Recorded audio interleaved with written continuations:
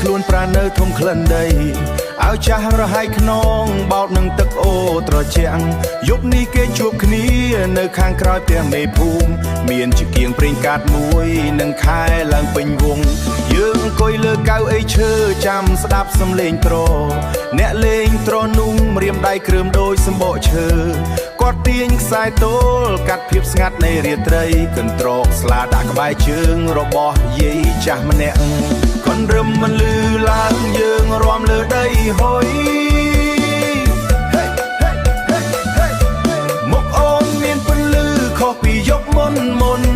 មិនបាច់និយាយច្រើនគ្រាន់តែមើលភ្នែកគ្នាមិនបាច់និយាយច្រើនគ្រាន់តែមើលភ្នែកគ្នា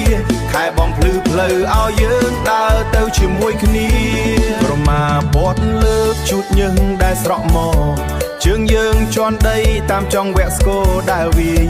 គ្មានអ្នកណាស្លៀកពាក់ស្អាតដូចអ្នកនៅក្នុងក្រុងតែស្នាមញញឹមយើងពិតមិនមែនរបស់ខ្លែងខ្លាយលោកពូអ្នកលេងទ្រគាត់បិទភ្នែកទាញខ្សែ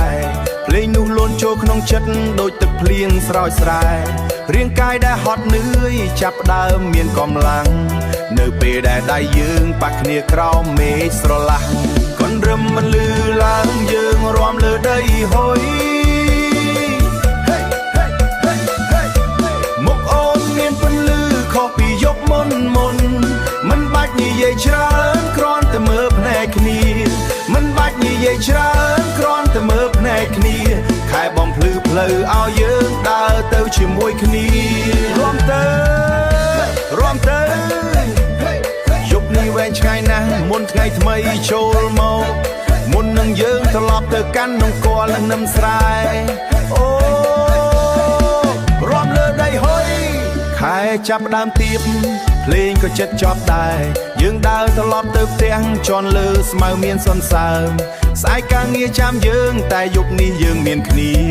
យើងដើរទៅលោកដានជើងចោលនៅភាពហត់នឿយកូនរឹមក្រោមខែកូនរឹមលើដីហុយ